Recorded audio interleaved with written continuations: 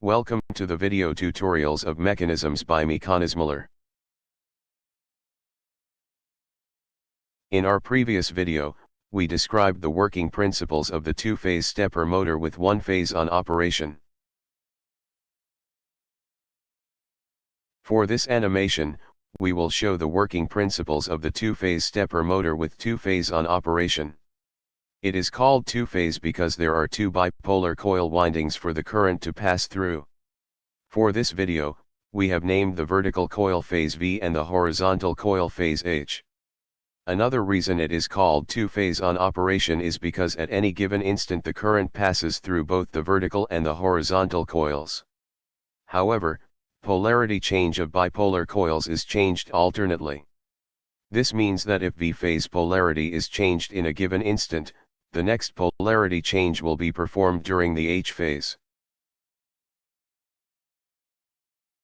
The two-phase on stepper motor uses twice as much power as the one-phase on stepper motor, but produces 41.4% more torque in the rotating shaft. The two-phase on motor center magnet's north pole aligns itself between two adjacent south pole windings and vice versa. To distinguish the polarity of a coil, I have used red and blue colors for the coil windings. The polarity colors are based on the face of the coil closest to the rotation center. If the coil is red, this means that the face of the coil looking to the rotation center has north polarity. Similarly, if the coil is blue, the face of the coil looking to the rotation center has south polarity.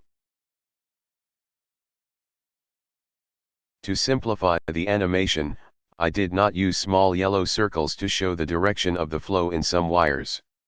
It is obvious in those cases which direction the flow is.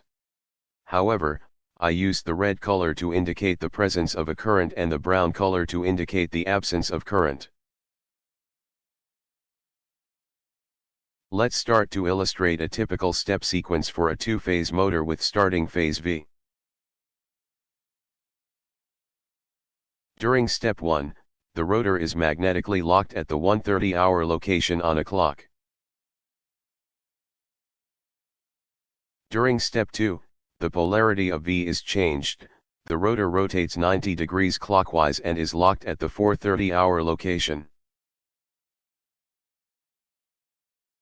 During step 3, the polarity of H is changed, the rotor rotates 90 degrees clockwise and is locked at 7:30-hour location. During step 4, the polarity of V is changed again, the rotor rotates 90 degrees clockwise and is locked at the 10:30-hour location. After that the polarity of H is changed and the cycle repeats itself. What is missing in this animation is how the direction of the currents is changed within the coils. We use H-bridge circuits to accomplish this, and we will go into more detail in an upcoming animation. Thank you for taking the time to watch our video. If you enjoyed this video and found it to be useful, please subscribe to my channel and hit the like button. We appreciate your support.